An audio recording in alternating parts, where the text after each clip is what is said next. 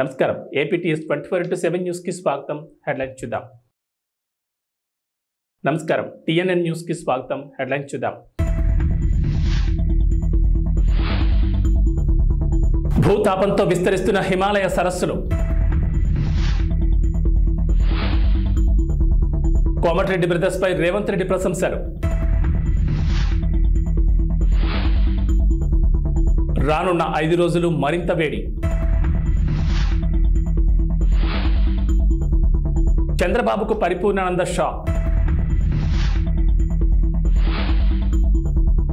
చిరంజీవిపై మాటల దాడితో వైసీపీ తప్పిదం చేసిందా? విస్తృతమైన హిమనీ నదాలు మంచు కవచం వల్ల హిమాలయ పర్వతాలను మూడో ధ్రువం అని పిలుస్తారు. భౌతిక లక్షణాలు, సామాజిక ప్రభావాల పరంగా ప్రపంచ వాతావరణంలో మార్పులు అత్యంత సున్నితంగా ఉంటాయి. 18వ శతాబ్దంలో పారిశ్రామిక విప్లవం ప్రారంభమైనప్పటి నుంచి హిమనీ నదాలు తిరోగమనం, సన్నబడ్డం వంటి అపూర్వమైన మార్పులను ఎదుర్కొంటున్నాయని ప్రపంచవ్యాప్తంగా నిర్వహించిన పలు పరిశోధనలు వెల్లడించాయి.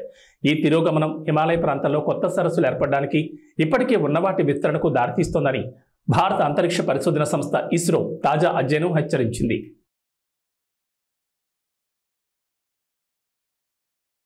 ఉత్తర భారతదేశంలో ప్రచండ భానుడి భగభగలకు జనం అల్లాడిపోతున్నారు. వేడి గాలులు ప్రజలను ఇబ్బందులు గురిచేస్తున్నాయి. దీని నుంచి ఇప్పట్లో ఉపశమనం లభించే అవకాశం లేదని భారత వాతావరణ శాఖ పేర్కొంది.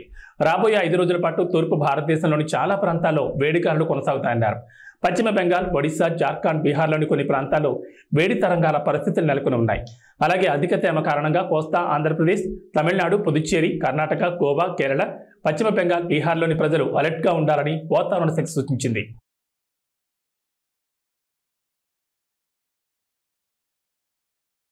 ఏపీలో టీడీపీ కూటమికి మరో షాక్ తగిలింది. హిందూపురం పార్లమెంట్ సీట్ను ఆశించిన పరిపూర్ణానంద స్వామి కనీసం అసెంబ్లీ సీట్ అయినా ఇవ్వాలని అడుగుతున్నారు. రెండింటిలో ఏదో ఒకటి ఇవ్వాలని ఆయన గట్టిగానే డిమాండ్ చేస్తున్నారు. పొత్తులో భాగంగా టికెట్ దక్కుతుందని, ఎంపీ అవుతానని గట్టి నమ్మకం ప్రదర్శించారు పరిపూర్ణానంద. కానీ ఈ పరిధిలోని 2 టికెట్లు టీడీపీకి దక్కాయి. ఎంపీ టికెట్ టీడీపీ అభ్యర్థి బీకే పార్థసారథికి దక్కింది. దీంతో ఇండిపెండెంట్గా రంగంలోకి దిగేందుకు స్వామి సిద్ధమయ్యారు. అభ్యర్థుల మార్పు సమాచారంతో స్వామి పరిపూర్ణానంద ఇటీవల చంద్రబాబును కలిశారు. ఆయన టీడీపీలో చేరతారని చాలా బలంగా వినిపించింది. అయితే ఎంపీ టికెట్ తనకు ఇవ్వాలని, లేకపోతే ఇండిపెండెంట్గా పోటీ చేస్తానని బాబుకు స్వామి చెప్పారట. ఈ పరిణామంతో టీడీపీలో కలవరం మొదలైంది.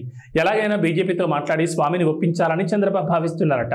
భారతీయ జనతా పార్టీ చేతులు ఏం లేదు. మీరు చూస్తున్నారు, అనపర్తి విషయంలోనే ఇటు మార్చి అటు మార్చి టీడీపీ వ్యక్తిని అక్కడికి పంపించి అక్కడి నుంచి నడిపించాలి. కాబట్టి ఈరోజు జరిగే వాతావరణం అంతా కూడా ఒక పురంధేశ్వరి గారు, చంద్రబాబు నాయుడు గారు, వీళ్ళ మధ్యలోనే అన్ని జరుగుతూ ఉన్నాయి.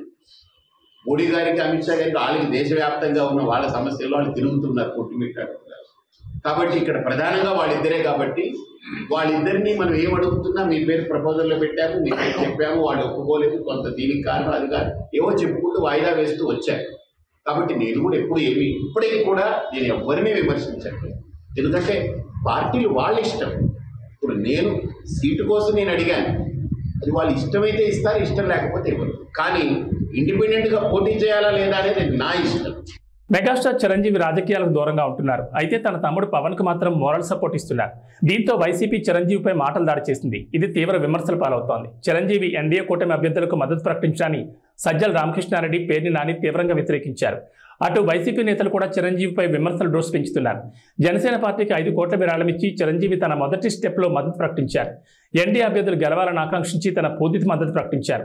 అయితే పవన్తో పాటు ఇప్పుడు చిరంజీవి పైన ఇలా వైసీపీ దాడి చేయడంతో మెగా ఫ్యాన్స్, మూవీ లవర్స్ నుంచి వ్యతిరేకత వస్తున్నట్లు సమాచారం. దీన్ని టీడీపీ అధినేత చంద్రబాబు తన ప్రసంగంలో ప్రస్తావిస్తున్నారు. చిరంజీవి ఏం తప్పు చేశారని వైసీపీ విమర్శిస్తోందని చంద్రబాబు ప్రశ్నించారు. Oscar winners Rajamouli, mega hero చిరంజీవులను జగన్ తన ఇంటికి పిలిపించుకుని ఆహ్వానించారని చంద్రబాబు ఆరోపించారు. చంద్రబాబు విసురులు ట్రెండింగ్లో ఉన్నాయి.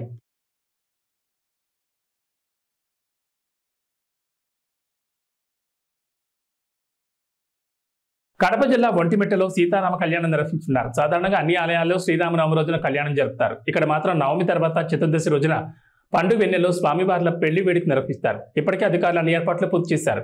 ఎలక్షన్ కోడ్ నేపథ్యంలో ఈ ఉత్సవానికి సీఎం జగన్ బదులు దేవాదాయ శాఖ ప్రత్యేక ప్రధాన కార్యదర్శి పట్టు వస్త్రాలు సమర్పిస్తారు. ఈ సాయంత్రం 6:30 నుంచి రాత్రి 8:30 వరకు ఈ కార్యక్రమం కొనసాగుతుంది. కడప, అన్నమయ్య, రాయచోటి, తిరుపతి, చిత్తూరు, నంద్యాల, కర్నూలు జిల్లాల నుంచి లక్షలాది మంది భక్తులు ఈ బ్రహ్మోత్సవాలకు హాజరవుతారని అధికారులు అంచనా వేస్తున్నారు. కళ్యాణోత్సవాన్ని నేరుగా తిలకించలేని వారి కోసం 28 LED స్క్రీన్లను అమర్చారు. గ్యాలరీలో ఉండే భక్తులకు ఉపశమనం కలిగించడానికి 200కు పైగా ఎయిర్ కూలర్లను అందుబాటులో ఉంచారు. సీతారాముల కళ్యాణోత్సవానికి విచ్చేసే ప్రతి భక్తుడికి గ్యాలరీలోని తలంబ్రాలు, శ్రీవారి లడ్డూ ప్రసాదాలను అందిస్తారు.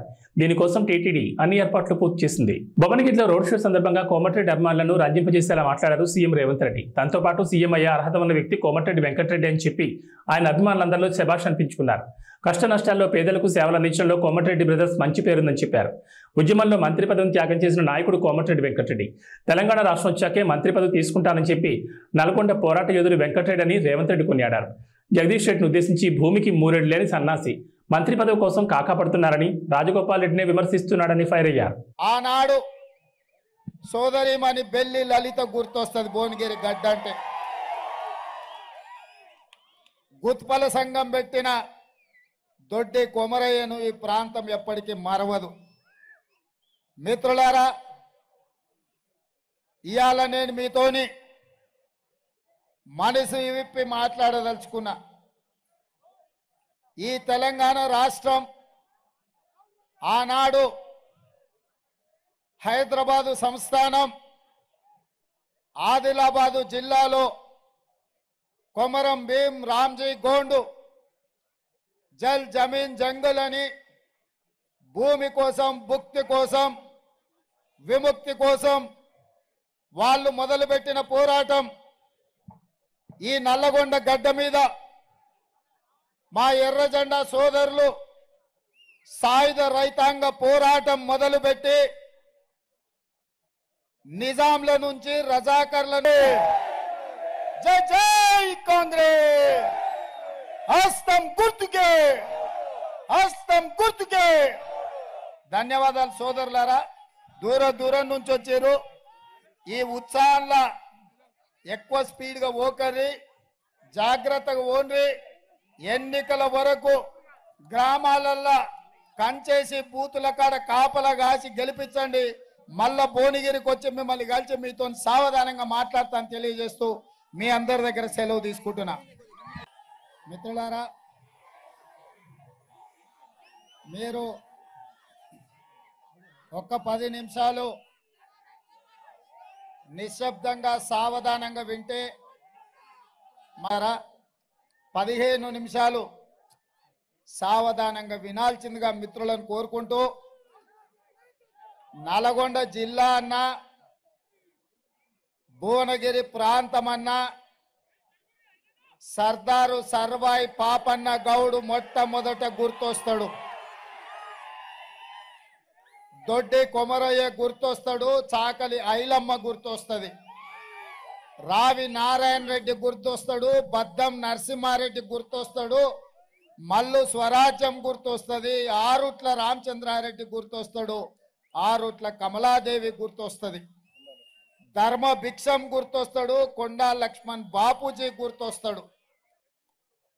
ఆనాడు సోదరిమణి బెల్లి లలిత గుర్తొస్తుంది. భువనగిరి గడ్డ అంటే గుత్పల సంఘం పెట్టిన దొడ్డి కొమరయ్యను ఈ ప్రాంతం ఎప్పటికీ మరవదు. మిత్రులారా, ఇవాళ నేను మీతోని మనసు విప్పి మాట్లాడదలుచుకున్నా. ఈ తెలంగాణ రాష్ట్రం ఆనాడు హైదరాబాదు సంస్థానం ఆదిలాబాదు జిల్లాలో కొమరం భీం రామ్జీ గోండు జల్ జమీన్ జంగల్ అని భూమి కోసం, భుక్తి కోసం, విముక్తి కోసం వాళ్ళు మొదలుపెట్టిన పోరాటం ఈ నల్లగొండ గడ్డ మీద మా ఎర్రజెండా సోదరులు సాయుధ రైతాంగ పోరాటం మొదలుపెట్టి నిజాంల నుంచి, రజాకర్ల నుంచి హైదరాబాదు సంస్థానానికి విముక్తి కలిగించారు. ఈ గడ్డ పోరాటాలకు స్ఫూర్తి. ఈ గడ్డ బానిసతత్వానికి అడ్డంగా నిలబడి నీ బాంచం దొర అనే విధానాన్ని స్వస్తి పలికి ఈ ప్రాంతాన్ని దొరల గడీల నుంచి బంధ విముక్తుల్ని చేసింది ఈ ప్రాంతం. మరి ఇవాళ కుంభం అనిల్ రెడ్డి అధ్యక్షతన చామల కిరణ్ రెడ్డి పార్లమెంట్ నామినేషన్ కి నాతో పాటు పెద్దలు కోమటిరెడ్డి వెంకటరెడ్డి గారు, కోమటిరెడ్డి రాజగోపాల్ రెడ్డి గారు, వేముల వీరేశం గారు, మందుల సామెల్ గారు, సోదరుడు మల్రెడ్డి రంగారెడ్డి గారు, కొమ్మూరు ప్రతాప్ రెడ్డి గారు, అదేవిధంగా జిల్లా పార్టీ అధ్యక్షులు, మండల పార్టీ అధ్యక్షులు, గ్రామ శాఖ అధ్యక్షులు, కాంగ్రెస్ పార్టీ కార్యకర్తలతో పాటు పెద్దలు, సిపిఐ నాయకులు, మల్లా పల్లా వెంకటరెడ్డి గారు, అదేవిధంగా చెప్తాను మీ అందరినీ ఉదయం నుంచి ఉత్సాహపరిచి మీలో ఒకటిగా ఉన్న బీర్ల ఐలయ్య గారు, కుంభం అనిల్ రెడ్డి గారు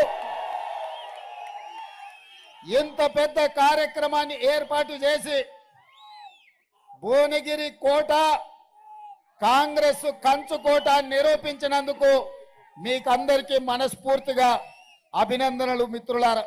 తెలంగాణలో మరో 4 రోజులు అక్కడక్కడ మోస్తరు వర్షాలు కురిసే అవకాశం ఉందని హైదరాబాద్ వాతావరణ కేంద్రం వెల్లడించింది. ఇవాళ ఆదిలాబాద్, ఆసిఫాబాద్, మంచిర్యాల, నిర్మల్, నిజామాబాద్, జగిత్యాల, సిరిసిల్ల, భువనగిరి, హైదరాబాద్, సంగారెడ్డి, సూర్యాపేట, హన్మకొండ జిల్లాలో వర్షాలు కురుస్తాయని తెలిపింది. ఉరుములు, మెరుపులతో పాటు గంటకు 30 నుంచి 40 కిలోమీటర్ల వేగంతో ఈదురుగాలు వీస్తాయని పేర్కొంటూ ఎల్లో అలర్ట్ జారీ చేసింది.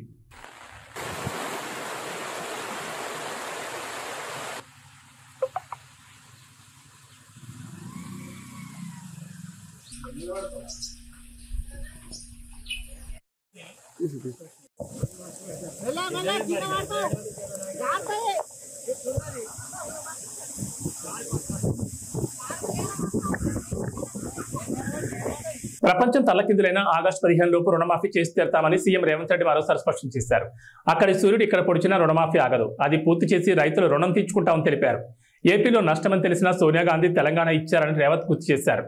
కానీ తెలంగాణ ఏర్పాటే తప్పిదమన్నట్లుగా మోడీ ఎన్నోసార్లు మాట్లాడారని మండిపడ్డారు. తనతో పాటు సీఎం అయ్యే అర్హతలు కోమటిరెడ్డి వెంకటరెడ్డికి ఉన్నాయని సీఎం రేవంత్ రెడ్డి అన్నారు. కోమటిరెడ్డి పోరాట యోధుడు. తెలంగాణ కోసం ఆయన రాజీనామా చేస్తే కేసీఆర్ దొంగ దీక్ష చేశారు. ప్రత్యేక రాష్ట్రం కోసం కోమటిరెడ్డి బ్రదర్స్ పోరాటం చేసి కాంగ్రెస్ అధిష్టానాన్ని ఒప్పించారు. బీఆర్ఎస్కు ఒక్క సీటు వచ్చినా బీజేపీలో కలిపేస్తారు. ప్రధాని మోదీతో కేసీఆర్ ఏనాడు పోరాడలేదని ఆయన మండిపడ్డారు. నన్ను గద్దె దించమంటుండు కేసీఆర్ గాని 10 ఏళ్ళు గద్దె మీద ఉన్న మోడీని ఎందుకు గద్దె దించమంటలేడు? మిత్రులారా, మీరు ఆలోచన చేయండి. 100 రోజుల్లో నేను ఇన్ని పనులు చేసిన, ఇంకా చేయాల్సినవి ఉన్నాయి. ఇవాళ ఎన్నికల కోడ్ వచ్చింది కాబట్టి ఇవాళ రైతు రుణమాఫీ నేను చేయలేకపోయినా. అందుకే ఈ నారాయణపేట గడ్డ మీద నుంచి తెలంగాణ రైతాంగానికి 69 లక్షల రైతులకు నేను మాట ఇస్తున్నా. ఆగస్టు 15 తారీఖు లోపల 2 లక్షల రూపాయల రైతు రుణమాఫీ చేసి తీరుతా. ఎట్లయితే ఏడాదిగా ప్రయత్నించిన సంతానం కలగలేదా? నోవా ఐవీఎఫ్ లో ఫెర్టిలిటీ ఎక్స్పర్ట్స్ ను కలవండి. మాతృత్వం కల్లా నెరవేర్చుకోవడానికి ఉచితంగా సంప్రదించండి. మక్తల్ నారాయణపేట కొడంగల్ ఎత్తిపోతల పథకం పూర్తి చేసినో, ఎట్లయితే ఆర్టీసీ ఉచిత ప్రయాణం ఇచ్చినో, ఎట్లయితే 500 రూపాయలకు సిలిండర్ ఇచ్చినో, అట్లనే 15 ఆగస్టు లోపల 2 లక్షల రూపాయల రైతు రుణమాఫీ చేస్తా. ఏకకాలంలో మొత్తంలో మీకు రుణమాఫీ చేసే బాధ్యత నాది. మీ బిడ్డను నేను. రాష్ట్రమంతా మాదక ద్రవ్యాలమయమైపోయిందని తెలుగుదేశం జాతీయ అధ్యక్షుడు మాజీ ముఖ్యమంత్రి నారా చంద్రబాబు నాయుడు అన్నారు. సోమవారం విజయనగరంలో జరుగుతున్న ప్రజాగాళం భారీ బహిరంగ సభలో సీఎం జగన్పై తీవ్ర విమర్శలు గుప్పించారు. మే 13వ తేదీన వస్తున్న రాజకీయ తుఫాన్తో వైసీపీ బంగాళాఖాతంలో కలిసిపోవడం ఖాయమన్నారు. విశాఖను గంజాయికి క్యాపిటల్గా మార్చారని విరుచుకుపడ్డారు. రాష్ట్రంలో బ్లేడ్ బ్యాచ్లు, గంజాయి బ్యాచ్లు తిరుగుతున్నాయని ఆరోపించారు. నాకన్నా పెద్దోళ్ళు, నాకన్నా ఎక్స్పీరియన్స్డ్ పీపుల్, నాకన్నా చాలా చాలా అనుభవం ఉందని చెప్పి గొప్పలు చెప్పుకునే వాళ్ళు చాలామంది ముఖ్యమంత్రులుగా కూడా పనిచేశారు. కానీ నేను ఒకటే అడుగుతా ఉన్నా మీ అందరితో కూడా. ఇంతమందిని మీరు చూశారు. మరీ ముఖ్యంగా రాష్ట్రం విడిపోయిన తర్వాత నాకన్నా ముందు 75 ఏళ్ల ముసలాయన కూడా పరిపాలన చేయడం కూడా చూశారు. ఆయన ఏకంగా 14 సంవత్సరాలు ముఖ్యమంత్రిగా పరిపాలన చేశాడు. 3 సార్లు ముఖ్యమంత్రిగా పరిపాలన చేశాడు. మరి అటువంటి గొప్ప గొప్ప పాలనలు కూడా మీరు చూశారు కదా. నేను మిమ్మల్ని అడిగేది ఒకటే అడుగుతా ఉన్నా. నేను చాలా చిన్నోన్ని, నేను చాలా వయసులో కూడా చిన్నోన్ని, చాలా చిన్నోన్ని కూడా. నేను అడుగుతా ఉన్నా, మరి ఇంత చిన్నోడు చేసిన పనులు ఇదే ఒక గ్రామంలోనే 14 ఏళ్ళు ముఖ్యమంత్రిగా ఎక్స్పీరియన్స్ ఉన్నోళ్ళు ఏ పొద్దుైనా చేశారా అని అడుగుతా ఉన్నా మీ అందరితో కూడా. ఇలా 2 చేతులు పైకి ఎత్తాలి, ఇలా ఇలా ఇలా ఇలా ఇలా ఇలా ఇలా ఇలా ఇలా ఇలా ఇలా ఇలా ఆలోచన చేయమని అడుగుతా ఉన్నా. ఈరోజు ఏ రకంగా బ్రతుకులు మారాయి, ఏ రకంగా జీవితాలు మారాయి, ఏ రకంగా వ్యవస్థలోకి మార్పులు తీసుకురాగలిగాము అన్నది ఒక్కసారి గమనించమని చెప్పి కోరుతా ఉన్నా. ఈరోజు ఈ బటన్ నొక్కడమే కాదు, అక్క చెల్లెమ్మల కుటుంబాలకు ఆర్థిక సాధికారత ఇవ్వడమే కాదు, ఇదొక్కటే కాదు జరిగింది. ఈ లిస్టు చదివేటప్పుడు నేను చెప్పా, విద్యా కానుక గురించి కూడా చెప్పా, అదే మాదిరిగా ట్యాబుల గురించి కూడా చెప్పా. ఈ విషయాలు చెప్పేటప్పుడు ఇవి కూడా చెప్పా. ఒకసారి ఆలోచన చేయమని అడుగుతా ఉన్నా. గతంలో ఎప్పుడూ జరగని విధంగా ఈరోజు గ్రామాలు బాగుపడ్డాయి. స్కూళ్ళు మారిపోయాయి. స్కూళ్ళల్లో డిజిటల్ బోధన అందుబాటులోకి వస్తూ ఉంది. పిల్లల చేతుల్లో ట్యాబులు కనిపిస్తూ ఉన్నాయి. స్కూళ్ళన్నీ ఇంగ్లీష్ మీడియంతో కనిపిస్తూ ఉన్నాయి. టెక్స్ట్ బుక్కులు కూడా ఒక పేజ్ ఇంగ్లీష్ ఉంటే మరో పేజ్ తెలుగుతో బైలింగ్వల్ టెక్స్ట్ బుక్కులు ఈరోజు మన పిల్లల చేతుల్లో కనిపిస్తూ ఉన్నాయి. మొట్టమొదటిసారిగా స్కూళ్ళు బాగుపడ్డాయి. మొట్టమొదటిసారిగా మన గ్రామాలలో విలేజ్ క్లినిక్లు ఇక్కడే వచ్చాయి. ఫ్యామిలీ డాక్టర్లు ఇక్కడే వస్తూ ఉన్నారు. ఆరోగ్య సురక్షతో ప్రతి ఇంటిని కూడా జల్లెడబడుతూ ప్రతి పేదవాడికి కూడా టెస్టులు కావాలన్నా మందులు కావాలన్నా నేరుగా ఇంటికే వచ్చి చేస్తూ ఉన్నారు. స్కూళ్ళు బాగుపడ్డాయి, వైద్యం బాగుపడ్డాయి. ఎప్పుడు చూడని విధంగా ఆర్బీకే రైతు భరోసా కేంద్రం మన గ్రామంలోనే కనిపిస్తూ ఉన్నారు. ప్రతి రైతన్నను చెయ్యి పట్టుకొని నడిపిస్తూ ఉన్నారు. ప్రతి ఎకరా ఈ క్రాప్ అయింది. పంటలు కూడా ఉచిత పంటల బీమా కింద. ఇంతకు ముందు అయితే పంటల బీమా ఎలా చేసుకోవాలన్నా కూడా చాలా మందికి తెలియదు. క్రాప్ లోన్ల కోసం వెళ్ళినప్పుడు మాత్రమే ఆ బ్యాంకులు ఒక 5% 4% కట్ చేసుకుని ఆ లోన్లో ఇన్సూరెన్స్ మాత్రం వాళ్ళకి ఇచ్చేవాళ్ళు, ఇన్సూరెన్స్ ప్రీమియం కింద. ఒకవేళ క్రాప్ లోన్స్ పుట్టకపోతే, క్రాప్ లోన్స్ కోసం బ్యాంకులకు వెళ్ళకపోతే ఇన్సూరెన్స్ కూడా ఎలా చేసుకోవాలన్నా కూడా తెలియని పరిస్థితిలో వ్యవస్థ బతికేది. అలాంటిది ఈరోజు గ్రామంలోనే ఆర్బీకే ప్రతి ఎకరా ఈ క్రాప్, ఉచిత పంటల బీమా, ఇన్పుట్ సబ్సిడీ కూడా నష్టం జరిగిన వెంటనే ఆ సీజన్ ముగిసేలోగానే ఇస్తా ఉన్న గొప్ప ప్రక్రియ. ఎప్పుడు చూడని విధంగా రైతన్నలకు పెట్టుబడి విషయంలో, పెట్టుబడి కోసం రైతన్నకు సహాయంగా ఏకంగా 13,500 రూపాయలు రైతన్నకు పెట్టుబడి సహాయంగా ఇచ్చే గొప్ప మార్పు జరిగింది కూడా కేవలం మీ బిడ్డ హయాంలోనే. వ్యవసాయం మారింది, స్కూళ్ళు మారాయి, గ్రామంలో కనిపిస్తా ఉన్న హాస్పిటళ్ళు మారాయి, ఆరోగ్యశ్రీ విస్తరించింది. ఏకంగా 3,300 ప్రొసీజర్లకు తీసుకొని పోయినాం. ఏకంగా 25 లక్షల దాకా ఈరోజు ఏ పేదవాడైనా కూడా జేబులో ఆరోగ్యశ్రీ కార్డు ఉంటే 25 లక్షల దాకా ఉచితంగా వైద్యం చేయించుకునే గొప్ప పరిస్థితి ఈరోజు ఉంది. ఆలోచన చేయమని అడుగుతా ఉన్నా. మార్పులన్నది ఏ స్థాయిలో జరుగుతూ ఉన్నాయని చెప్పి ఒకసారి ఆలోచన చేయమని అడుగుతా ఉన్నా. ఈరోజు అక్క చెల్లెమ్మల్లో, ప్రతి అక్క చెల్లెమ్మల్లోనూ ముఖంలో ఈరోజు ఆత్మవిశ్వాసం కనిపిస్తూ ఉంది. ప్రతి అక్క చెల్లెమ్మ కూడా ఈరోజు తన కాళ్ళ మీద తాను నిలబడడానికి అక్క చెల్లెమ్మలు ఈరోజు ప్రణాళికలు వేసుకుంటా ఉన్నారు. ఈరోజు ప్రతి అక్క చెల్లెమ్మ కూడా నేను గేదెలు కొనుక్కోవచ్చు, నేను షాపులు పెట్టుకోవచ్చు, నేను కూడా ఆదాయం సంపాదించుకోవచ్చు అని ప్రతి అక్క చెల్లెమ్మ ముఖంలో కూడా ఈరోజు కాన్ఫిడెన్స్ కనిపిస్తూ ఉంది, ఆత్మవిశ్వాసం కనిపిస్తూ ఉంది. ఈ అక్క చెల్లెమ్మ కూడా ఎక్కడికైనా బయటికి పోవాలంటే భయపడాల్సిన పని లేదు. ఫోన్లో దిశ యాప్, గ్రామంలోనే మహిళా పోలీస్. ఈ అక్క చెల్లెమ్మ బయటికి పోయినా కూడా దిశ యాప్ డౌన్లోడ్ చేసుకొని SOS బటన్ నొక్కినా, లేదా ఆపదలో ఉన్నప్పుడు ఒక 5 సార్లు ఫోన్ గట్టిగా ఇలా ఇలా ఇలా ఇలా ఇలా షేక్ చేసిన చాలు 10 నిమిషాల్లోనే ఆ అక్క చెల్లెమ్మలకు వెంటనే ఫోన్ వస్తూ ఉంది. ఆపదలో ఉన్నారా అక్క చెల్లెమ్మ అని చెప్పి పోలీస్ సోదరుడు అడుగుతా ఉన్నాడు. 10 నిమిషాల్లోనే మీ ఇంటి దగ్గరికి వచ్చి ఆపదలో ఉన్న అక్క చెల్లెమ్మలకు ఒక అన్నగా తోడుగా నిలబడతా ఉన్నాడు పోలీస్ వ్యవస్థ. ఎన్నికల నిబంధనలను వైసీపీ నేతలు తొంగలో తొక్కుతున్నారని టీడీపీ ఎమ్మెల్సీ అశోక్ బాబు ఆగ్రహం వ్యక్తం చేశారు. సోమవారం మీడియాతో మాట్లాడుతూ వైసీపీ నేతలకు తొత్తులుగా మారి కొంతమంది పోలీసులు సహకరిస్తున్నారని ఆరోపించారు. నామినేషన్ వేయడానికి కుప్పంలో కార్లతో ఆర్వో కార్యాలయంలోకి ఎమ్మెల్సీ భరత్ భార్య దూసుకెళ్లారన్నారు. ఇటీవల టీడీపీ అధినేత చంద్రబాబు నాయుడు నామినేషన్ సమయంలో ఆయన తరపున సతీమణి భువనేశ్వరి 100 మీటర్ల ముందే ఆగి కారు దిగి నామినేషన్ వేశారని గుర్తు చేశారు. అందరికీ నమస్కారం. ఆంధ్రప్రదేశ్లో ఎన్నికల నిబంధనలు, ఎన్నికల కోడ్ని అసలు ఏమాత్రం లక్ష్య పెట్టకుండా వైసీపీ నాయకత్వం చేసే అరాచకాలు ఇది ఏదని చెప్పడానికి వీలు లేకుండా పోతుంది. ప్రత్యేకించి నామినేషన్స్లో ఇక్కడ విచారించదగ్గ విషయం ఏంటంటే, వాళ్ళు ప్రజాస్వామ్యాన్ని గౌరవించే పరిస్థితులు లేరు. రౌడీజం నమ్ముకున్న మనుషులు, పోలీస్ అధికారులు కూడా వాళ్ళకి వంత పాడుతున్నారు. దీనికి వాళ్ళ ప్రత్యక్ష సాక్ష్యం ఏంటంటే, కుప్పంలో ఎమ్మెల్సీ భరత్ నామినేషన్ వేయాలి. ఆయన తరఫున ఆయన భార్య నామినేషన్ వేస్తుంది. ఎన్నికల నిబంధనల ప్రకారం ఏదైతే నామినేషన్స్ వేస్తున్నామో ఆ రెవెన్యూ ఆఫీస్ కానీ లేదా ఆ కార్యాలయానికి 100 మీటర్ల వరకు ఏదైనా సరే అనుమతిస్తారు. 100 మీటర్ల నుంచి కేవలం 5 మాత్రమే లోపలికి వెళ్ళాలి.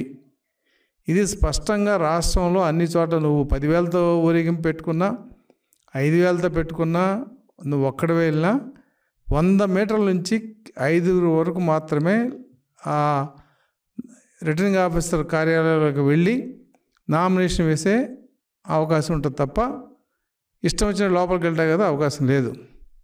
ఇవాళ కుప్పంలో భరత్ వైఫ్ డైరెక్ట్గా 2 కార్లతో ఆర్ఓ కార్యాలయం లోపలికి, ఇంకా అంటే లోపలికి దిగి మెట్లెక్కి లోపలికి వెళ్ళడం అంతే.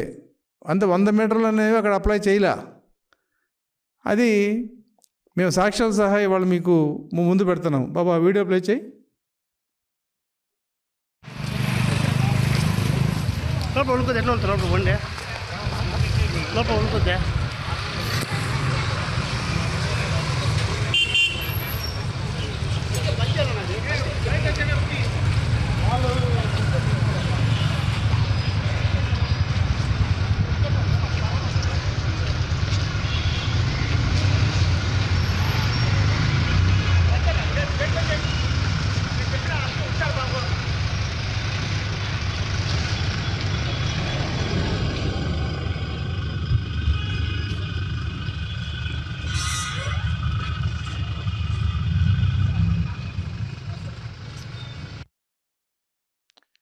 ఇది పరిస్థితి. అంటే రిటర్నింగ్ ఆఫీసర్ కార్యాలయంలోకి స్టెప్స్ దాకా వెళ్ళి అక్కడ దిగి లోపలికి వెళ్ళే పరిస్థితి. పోనీ ఆవిడ క్యాండిడేటా? కాదు, క్యాండిడేట్ తరఫున క్యాండిడేట్ భార్య. అంటే ఏమిటి నిర్లక్ష్యం. ఇంకా దౌర్భాగ్యం ఏంటంటే, అక్కడ పోలీస్ వ్యవస్థ వాళ్ళు స్వాగతం చెప్తున్నారు. వాళ్ళకి చక్కగా గేట్లు తీశారు. కారు లోపలికి వెళ్ళి వాళ్ళు దిగిన తర్వాత గేట్లు తీసి వాళ్ళు రివర్స్ చేసుకున్న తర్వాత గేట్లు వేస్తున్నారు. ఇక్కడ ఇంకో వ్యక్తిని నేను చెప్పాలి. శ్రీనివాసమూర్తి అని AP civil supplies corporation director అతను. ఆయన కూడా లోపలికి వెళ్ళాడు స్కూటర్ మీద. ఆయన దేనికి వెళ్ళాడంటే ఎవరు సమాధానం చెప్పట్లా. ఆయన వెళ్ళాడు, బయటకు వచ్చాడు. ఈ వెహికల్ కూడా ముందున్న ఫార్చ్యూనర్ కారులో చక్కగా ఎమ్మెల్సీ చిత్తూరు డిస్ట్రిక్ట్ అని చెప్పి నేమ్ ప్లేట్ కూడా ఉంది. ఏం కావాలి ఎందుకంటే ఎవిడెన్సు? ఎలక్షన్లు అనేవి నిష్పక్షపాతంగా జరిగితేనే ప్రజాస్వామ్యం బతుకుద్ది. మీరు ఇటువంటి చెంచాగిరి చేసే మట్టికి ఖచ్చితంగా మీ ఉద్యోగాలకు భద్రత ఎలా ఉంటుందనేది జూన్ 4 తర్వాత మీరే చూస్తారు. కాబట్టి ఇప్పటికైనా సరే అధికారులు, పర్టికులర్గా పోలీసు అధికారులు కానీ మిగతా అధికారులు కానీ, మీరు చట్టాన్ని ఉన్నది ఉన్నట్టుగా అమలు చేయగలిగితేనే మీకు రక్షణ ఉంటుంది. మీరు చట్టాన్ని ఎవడికో అమ్మేసుకుంటే తెలుగుదేశం పార్టీ చూస్తూ ఊరుకోదు. మీరు ఏం చేసినా జూన్ 4 తర్వాత ప్రభుత్వం, తెలుగుదేశం పార్టీ అధికారంలోకి వస్తుంది. కాబట్టి ఇటువంటి చెంచాలని ఖచ్చితంగా ఉంచే ప్రయత్నం అయితే జూన్ 4 తర్వాత జరుగుతుందని తెలుగుదేశం పార్టీ తరఫున ఇది బెదిరింపా, రిక్వెస్టా, లేదంటే హితవా ఏదనుకున్నా కూడా వాస్తవం అయితే మేము చెప్పదలుచుకున్నాం. కుప్పంలో జరిగిన ఈ సంఘటనని మేము central election, state election commission దృష్టికి తీసుకెళ్ళి అధికారుల మీద ఖచ్చితంగా చర్య చేసే విధంగా మేము ఈ అంశాన్ని తీసుకుంటామని తెలియజేస్తున్నాం.